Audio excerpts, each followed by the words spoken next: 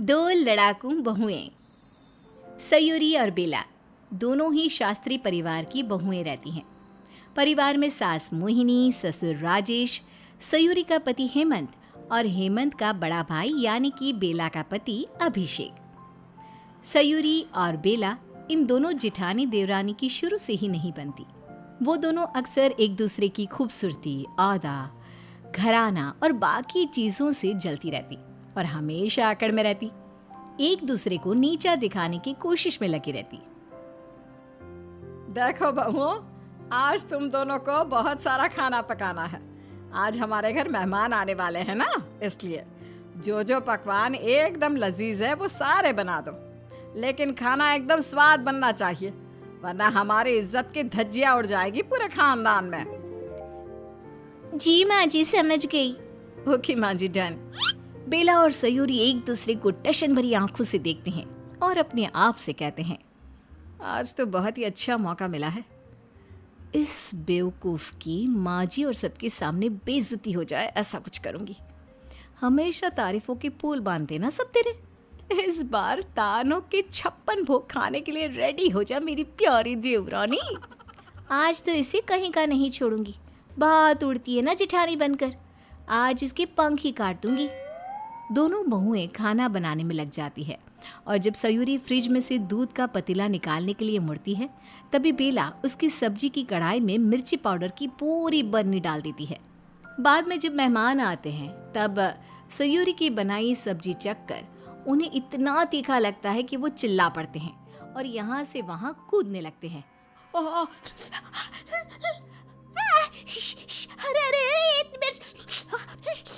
और कैसे बुद्धू बहुएं पाल रखी है तूने मोहिनी, ढंग का खाना तक बनाना नहीं आता है। मेहमान के जाने के बाद मोहिनी बेला और सयूरी से कहती है, क्यों रे करम जलियो, किसने बनाई थी भिंडी की सब्जी? मैंने बनाई थी माँ जी। तो इतनी मिर्च डालते हैं?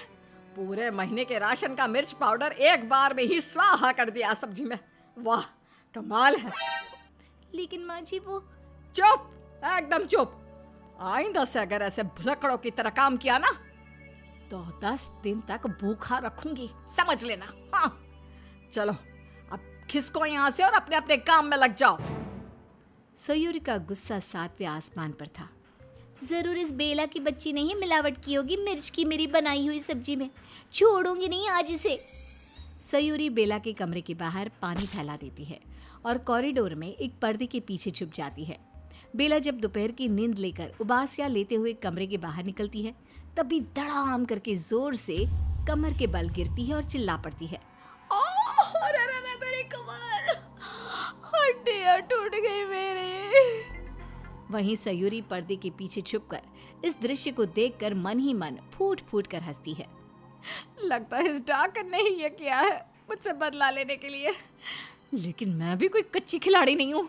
अच्छे अच्छों को पानी पिलाया है मैंने, तो तू कौन सी चीज है? अगले दिन मोहिनी सयूरी को एक साड़ी देती है। सयूरी बहू, आज बेला बहू को मैंने पापड़ सुखाने भेजा है छत पर। तू तब तक ये साड़ी इस्त्री कर दे, मुझे थोड़ी ही देर में मेरी एक सहेली के घर जाना है। उसे पोता हुआ है ना, उसी खुशी में। याद रहे, बहुत महंगी साड़ी है, ध्यान से इस्त्री करना। जी माँ जी, फिक्र मत करिए। सयूरी जब साड़ी को इस्त्री करने जाती है तभी उसे जमीन पर कुछ पैसों के नोट पड़े हुए दिखते हैं और वो उन्हें देखकर गरम इस्त्री को साड़ी पर छोड़कर वहां से आगे पैसों के पास जाती है। वाह वाह वाह वाह, इतने सारे पैसे! आज तो मेरी किस्मत का ताला खुल के ही रहेगा। जैसे ही सयूरी उन पैसों को छूती है, वो देखती है कि वो पैसे तो नकली थे और बेला वहां पीछे से आकर हंसने लगती है। अरे ये नोट्स तो नकली हैं। बेचारी मेरी देवरानी, साड़ी तो जल गई। किसी ने सही कहा है, इंसान और उसका लालच उससे कुछ भी करवा सकता है। क्या प्लान सोचा मैंने, तुम्हें क्या लगा कि तुम ही माहिर हो बस? आप क्या बताओगी माँ जी को कि माँ जी पैसों के लालच में मैंने आपकी साड़ी को जलने के लिए छोड़ दिया।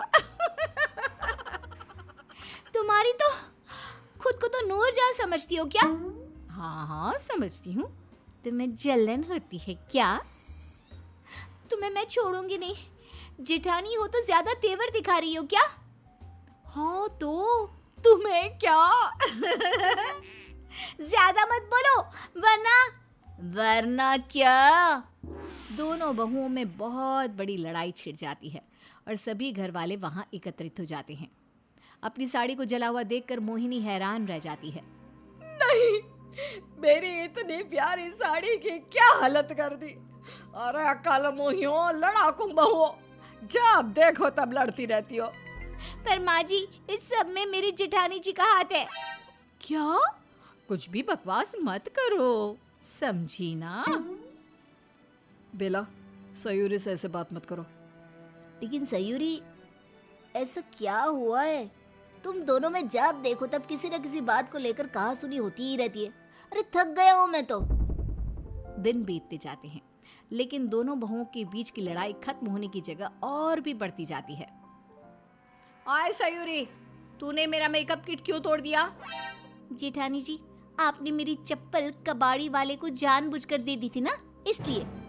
सयूरी, मैंने लाए हुए चिप्स तुमने ही खाए हैं ना?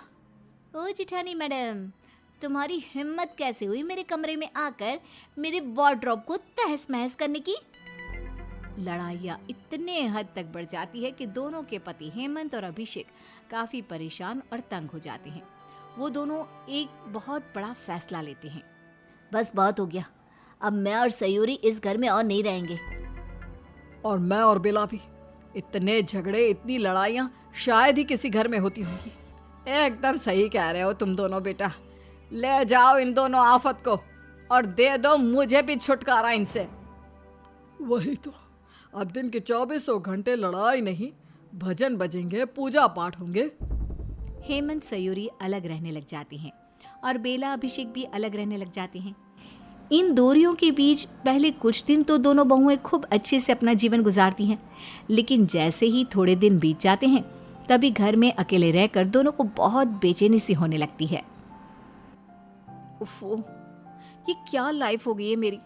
सारा काम निपटा दिया, टीवी और फोन भी यूज कर लिया। अभिषेक तो अब सीधा रात को ही लौटेंगे, तब तक क्या करूंगी मैं?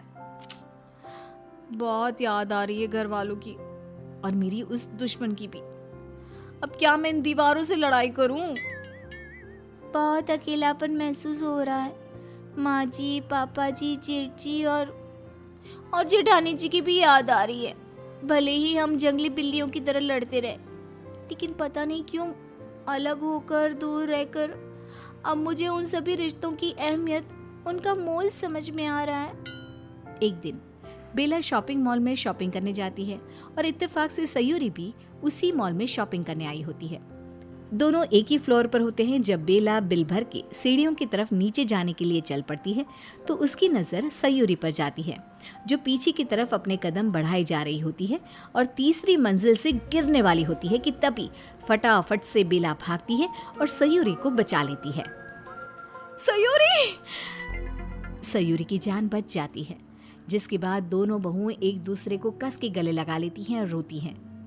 आई मिस्ड यू जेठानी जी। जेठानी नहीं, आप मेरी बड़ी बहन हो, मेरी बेला दीदी, मुझे माफ कर दो। मैंने छोटी होकर भी आपके साथ कितना गलत किया। नहीं सयूरी, मैंने भी तो तुम्हारे साथ कितना कुछ बुरा किया। मुझे भी माफ कर दो मेरी छोटी बहन। आपको पता है, आपके बिना मैं अकेली हो गई थी। किसी से झगड़ा ही नहीं किया था इतने दिनों से। लेकिन एक बात को, इस दूरी वाले छोटे से समय में मैंने ये सीख लिया कि इंसान जब साथ हो तब उसकी कदर नहीं होती, लेकिन जब वो दूर चला जाए ना, तब उसकी अहमियत और कदर दोनों बहुत अच्छे से पता चलती है। चलो मेरी बहन, हमारा ससुराल और हमारी सास हमारी राह देख रहे होंगे। इस तरह दोनों लड़ाकू बहुओं में सुलह हो जाती है और वो दोनों फिर से अपने ससुराल में वापस आ जाती हैं। सास मोहिनी उनकी आरती उतारती है और नजर उतार कर कहती है, इसे कहते हैं लाट के बुद्धू घर को आए। मेरे दोनों आंखों का तारा हो तुम दोनों। आओ गृह प्रवेश करो। बेला और सयूरी गृह प्रवेश करते हैं और आगे चलकर रोज एक साथ प्यार और स्नेह से रहते हैं और पूरा परिवार एक समृद्ध और खुशहाल जिंदगी बिताता है।